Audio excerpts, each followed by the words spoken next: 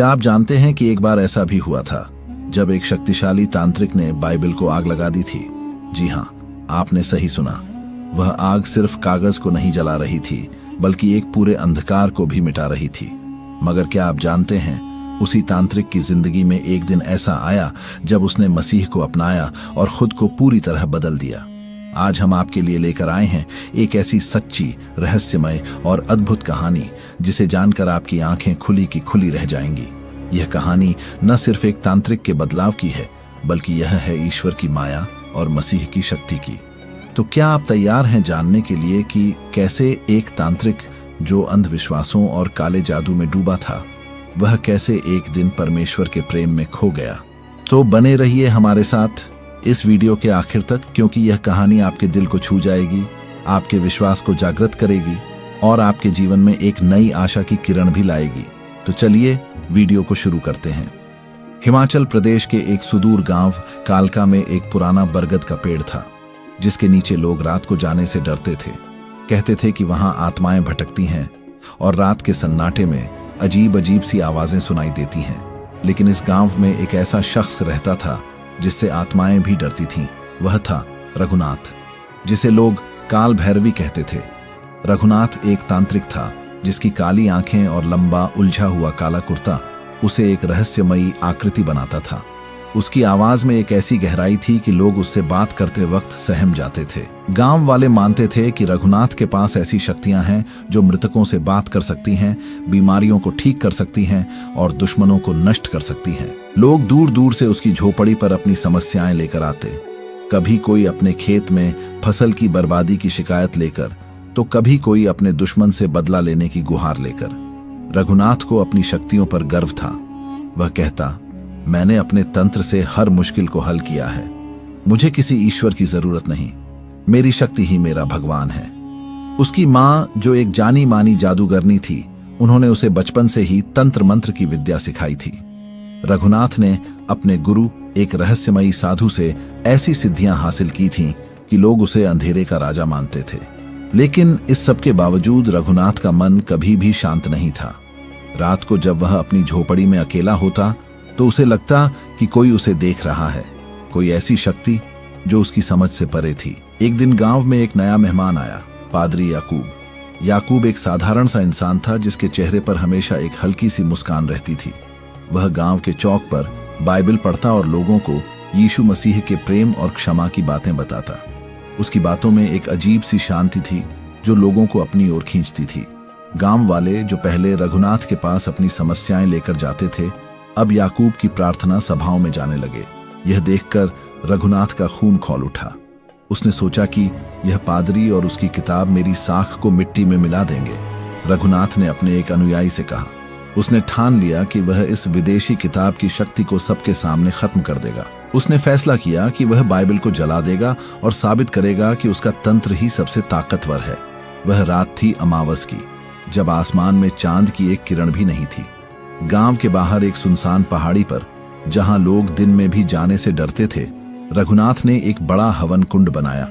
उसने गांव वालों को बुलाया और ऐलान किया, आज मैं तुम्हें दिखाऊंगा कि इस बाइबल में कोई शक्ति नहीं है। यह सिर्फ कागज का ढेर है और मेरा तंत्र इसे राख कर देगा। रघुनाथ ने एक पुरानी बाइबल, जो उसने गांव के एक गरीब परिवार से छीनी थी, उसे हवन कुंड में डाल दिया और उसने अपने मंत्रों का जाप शुरू किया और फिर माचिस जलाकर आग लगा दी। जैसे ही बाइबल के पन्ने जलने लगे, लपटें आसमान को छूने लगीं। गांव वालों की सांसें थम गईं। कुछ ने डर से आंखें बंद कर लीं, तो कुछ ने फुसफुसाते हुए कहा, यह गलत है, काल भैरवी कुछ गलत कर रहा है। तभी एक तेज हवा का झोंका आया। आग की लपटें अचानक रघुनाथ की ओर मुड़ गईं। उसका काला कुर्ता आग की चपेट में आ गया और वह चीखते हुए पीछे हट गया। उसके अनुयायी घबरा गए और उसे बचाने दौड़े। जैसे ही आग बुझाई गई, रघुनाथ ने हवन कुंड की ओर देखा। वहां कुछ ऐसा था जिसने उसे हैरान कर दिया। बाइबल के कुछ पन्ने अभी भी सलामत थे। आग ने उन्हें छुआ तक नहीं था। ये देखकर रघुनाथ का दिल जोर जोर से धड़कने लगा। उसी पल उसे एक हल्की सी आवाज सुनाई दी, जैसे कोई उसके कान में फुसफुसा रहा हो, रघुनाथ, तुम मेरे शब्दों को जला सकते हो, लेकिन मेरी शक्ति को नहीं मिटा सकते। मेरे पास आओ। रघुनाथ ने इधर उधर देखा, लेकिन कोई नहीं था। वह घबराया हुआ अपनी झोपड़ी की ओर भागा, लेकिन उस रात उसे नींद नहीं आई। उसे बार बार वहीं जली हुई बाइबिल के सलामत पन्ने दिखाई दे रहे थे। अगले कुछ दिन रघुनाथ के लिए अजीब थे। वह अपने तांत्रिक कार्यों में व्यस्त रहने की कोशिश करता, लेकिन उसका मन कहीं और था। हर रात उसे एक ही स्वप्न दिखता, एक चमकदार व्यक्ति जिसके चेहरे से इतना प्रकाश निकलता था कि रघुनाथ उसकी आंखें तक नहीं देख पाता। लेकिन वह व्यक्ति उसके सामने खड़ा होकर कहता, रघुनाथ, तुम अंधेरे में भटक रहे हो, मेरे पास आओ, मैं तुम्हें सच्चा प्रकाश दिखाऊंगा। उस व्यक्ति की आवाज में एक अजीब सी शांति थी जो रघुनाथ को डराने के साथ साथ आकर्षित भी करती थी। रघुनाथ ने अपने गुरु महाकाल सिद्ध से इस स्वप्न के बारे में बताया। महाकाल सिद्ध एक डरावना तांत्रिक था जिसके पास से लोग थर थर कांपते थे। महाकाल ने गुस्से में कहा, यह कोई शत्रु का जाल है। तूने उस किताब को जलाकर गलती की। अब वह किताब तुझ पर हावी होने की कोशिश कर रही है और शक्तिशाली मंत्रों की जरूरत है। महाकाल ने रघुनाथ को एक नई तांत्रिक रस्म करने को कहा जिसमें उसे एक कब्रिस्तान में रात को अकेले जाना था। रघुनाथ ने अपने गुरु की बात मानी। वह रात को कब्रिस्तान गया और मंत्रों का जाप शुरू किया, लेकिन जैसे ही वह मंत्र पढ़ रहा था उसे फिर वही आवाज सुनाई दी, रघुनाथ, यह अंधेरा तुम्हें और गहराई में ले जाएगा, मेरे पास आ।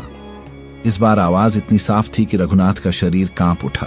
उसने मंत्र पढ़ना बंद कर दिया और कब्रिस्तान से भाग खड़ा हुआ। रघुनाथ अब पूरी तरह टूट चुका था। उसका मन दो हिस्सों में बंट गया था। एक तरफ उसका पुराना जीवन था जहां वह तंत्र की शक्ति में विश्वास करता था। दूसरी तरफ एक अनजानी पुकार थी जो उसे बार बार उस चमकदार व्यक्ति की ओर खींच रही थी। उसने हिम्मत जुटाई और पादरी याकूब से मिलने का फैसला किया। जब वह याकूब के घर पहुंचा तो उसने गुस्से में कहा, पादरी, तूने मेरे खिलाफ कोई जादू किया है। मुझे हर रात एक आदमी दिखता है जो खुद को यीशु कहता है। यह तेरा किया धरा है ना? यह सुनकर याकूब ने शांत स्वर में जवाब दिया, रघुनाथ, यह कोई जादू नहीं है। यीशु मसीह स्वयं तुमसे बात कर रहे हैं। वह तुम्हें अपने पास बुला रहे हैं। याकूब ने उसे एक बाइबिल दी और कहा, इसे पढ़ो, इसमें तुम्हारे सारे सवालों के जवाब हैं। रघुनाथ ने बाइबिल को हाथ में लिया। उसका मन फिर से उसे जलाने का था, लेकिन इस बार उसने ऐसा नहीं किया। वह अपनी झोपड़ी में गया और रात को बाइबिल खोलकर पढ़ने लगा। उसने यीशु के जीवन, उनकी शिक्षाओं और उनके चमत्कारों के बारे में पढ़ा। हर शब्द उसके दिल को छू रहा था। उसे लगा जैसे कोई उसके भीतर की अंधेरी दीवारों को तोड़ रहा हो। उसने पढ़ा कि यीशु ने लोगों के पापों के लिए अपनी जान दी ताकि वे क्षमा और शांति पा सकें। यह बात रघुनाथ को अंदर तक हिला गई। रघुनाथ का मन अब पूरी तरह बदल रहा था। वह रोज रात को बाइबिल पढ़ता और याकूब से मिलकर यीशु के बारे में और जानने की कोशिश करता। याकूब ने उसे बताया कि यीशु का प्रेम और उनकी शक्ति किसी भी तंत्र मंत्र से बड़ी है। याकूब ने कहा, यीशु तुम्हें सिर्फ बदलना नहीं चाहते, वह तुम्हें नया बनाना चाहते हैं। एक दिन रघुनाथ ने एक बड़ा फैसला लिया। उसने अपने सारे तांत्रिक सामान, मंत्रों की किताबें, यंत्र और काले जादू की वस्तुएं जमा की और गांव के चौक में एक बड़ा हवन कुंड बनाया। उसने गांव वालों को बुलाया और कहा, मैंने बाइबिल को जलाने की कोशिश की थी, लेकिन उसकी शक्ति ने मुझे जला दिया। आज मैं अपने अंधेरे को जलाने जा रहा हूं। और उसने अपने सारे तांत्रिक सामान को आग के हवाले कर दिया। यह देखकर गांव वाले हैरान रह गए। रघुनाथ ने याकूब के साथ प्रार्थना की और यीशु मसीह को अपने जीवन में स्वीकार किया।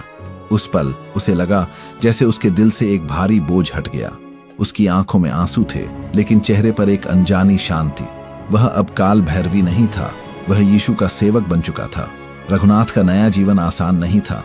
उसके पुराने अनुयायी और गुरु महाकाल सिद्ध उसे धमकाने लगे। महाकाल ने गांव वालों को भड़काया और कहा कि रघुनाथ ने तंत्र को धोखा दिया है। एक रात महाकाल और उसके कुछ अनुयायी रघुनाथ की झोपड़ी पर हमला करने आए। वे हथियारों और मंत्रों से लैस थे। रघुनाथ अकेला था, लेकिन उसने प्रार्थना शुरू की। तभी एक तेज रोशनी ने पूरी झोपड़ी को घेर लिया। यह रोशनी इतनी चमकदार थी कि हमलावरों की आंखें बंद हो गईं। वे चीखते हुए भाग खड़े हुए। अगले दिन गांव में यह खबर फैल गई कि रघुनाथ को किसी ईश्वरीय शक्ति ने बचाया। कुछ ने इसे चमत्कार माना तो कुछ ने इसे रघुनाथ का नया तंत्र समझा। लेकिन रघुनाथ जानता था कि यह यीशु की शक्ति थी। रघुनाथ ने गांव में एक छोटा सा प्रार्थना घर बनाया जहां वह और याकूब मिलकर लोगों को यीशु की शिक्षाएं सिखाते। धीरे धीरे गांव का माहौल बदलने लगा। लोग अब तंत्र मंत्र के बजाय प्रार्थना और विश्वास की ओर बढ़ने लगे। लेकिन महाकाल सिद्ध ने हार नहीं मानी। उसने रघुनाथ के खिलाफ एक आखिरी जाल बिछाया। उसने गांव में अफवाह फैलाई कि रघुनाथ ने यीशु को अपनाकर गांव की आत्माओं को नाराज कर दिया है और जल्द ही गांव पर कोई बड़ी मुसीबत आएगी। एक रात महाकाल ने गांव के बाहर एक बड़ा तांत्रिक अनुष्ठान शुरू किया। उसने दावा किया कि वह आत्माओं को बुलाकर रघुनाथ को सबक सिखाएगा। गांव वाले डर गए और कुछ ने रघुनाथ को दोष देना शुरू कर दिया। रघुनाथ ने याकूब से सलाह ली। याकूब ने कहा, रघुनाथ, यह तुम्हारा विश्वास का इम्तिहान है। यीशु तुम्हारे साथ है। रघुनाथ उस रात महाकाल के अनुष्ठान स्थल पर पहुंचा। वहां एक बड़ा हवन कुंड जल रहा था और महाकाल अपने मंत्रों में डूबा हुआ था। रघुनाथ ने बाइबल हाथ में ली और प्रार्थना शुरू की। जैसे ही उसने यीशु का नाम लिया, हवा में एक अजीब सी शांति छा गई। महाकाल के मंत्र अचानक रुक गए। उसने गुस्से में रघुनाथ की ओर देखा, लेकिन तभी एक तेज रोशनी ने पूरे अनुष्ठान स्थल को घेर लिया। महाकाल और उसके अनुयायी डर से कांपने लगे। रोशनी में एक आवाज गूंजी, अंधेरे की शक्ति सच्चाई के सामने नहीं टिक सकती। यह सुनकर महाकाल घुटनों पर गिर पड़ा। उसने रघुनाथ से माफी मांगी और कहा, मुझे नहीं पता था कि यह शक्ति इतनी बड़ी है।